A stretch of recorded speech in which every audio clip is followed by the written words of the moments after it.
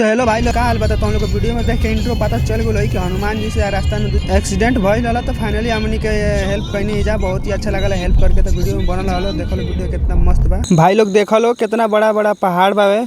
हम तो अपने जीवन में फर्स्ट बार देखा तो नहीं, पहली बार इतना बड़ा बड़ा पहाड़। बहुत ही खतरनाक लगा था भाई लोग। हम अपने जीवन में पहली बार देखले बनी। और भाई लोग ये पहाड़ के पीछे बहुत ही ज्यादा खाई बा। हमारा के तो देख के बहुत डर लगा था, लेकिन गाड़ी में देखा तो लोग कितना शांति से बैठल बा। लोग को डर नहीं लगा 1% में, लेकिन हमार तो फाट के 4 हो गई बा। तो भाई लोग थोड़े ही देर में आई तो पिकअप पे एक्सीडेंट हो गई और बहुत ही आदमी इकट्ठा हो गए। पूरा रोड पे जाम लागू रहा। तो हम लोग देख सकते रहो कितना करेट गिरल, पिकअप पूरा पलटी मार दिल। देखते रहो। अब ये सब देख के सोचनी कमाऊ जाए, थोड़ा सा हेल्प कर दिए। एक साइड से ट्रक घिंचत रहा और एक साइड से हमनी के जोर लगावत रहे जा। तो कैसे हो जैसे तैसे करके हमनी के पिकअप के ठड़ाई कर देने जा भाई लोग। देखते रहो और पिकअप तो खड़ा कर देने, लेकिन पिकअप इतना जोर के उछड़ल। हम तो पहले ही पीछे भगन ही दौड़ के। और रोड पे इतना जाम लागल कि भाई लोग के साथ में मिलकर हम करेट के किनारे कोई नहीं और सब लोगों का मदद कोई नहीं जा। और बहुत ही अच्छा लगा मदद करके देखा लो।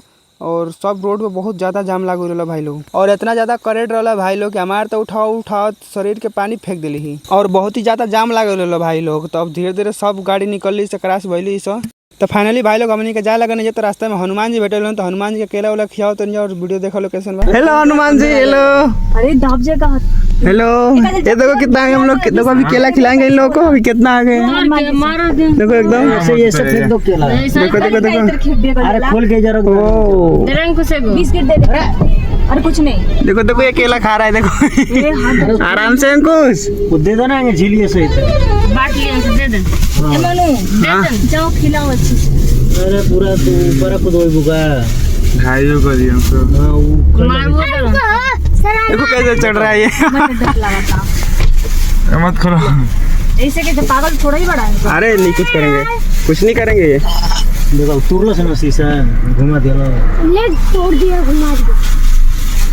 चलो घुमौले भी है बस, टोटल थोड़ी नहीं के कनी तुला से टूटी। ये हनुमान जी का हमनी के केला वाला खिया के हमनी के जाए लगा नहीं जा। तो तुम लोग बताओ वीडियो कैसा लगा, हमनी के हेल्प वाली वीडियो कैसा लगा। और वीडियो अच्छा लगा तो चैनल पर नया बड़ा लो तो चैनल को सब्सक्राइब कर लो, लाइक कर लो, कमेंट कर लो।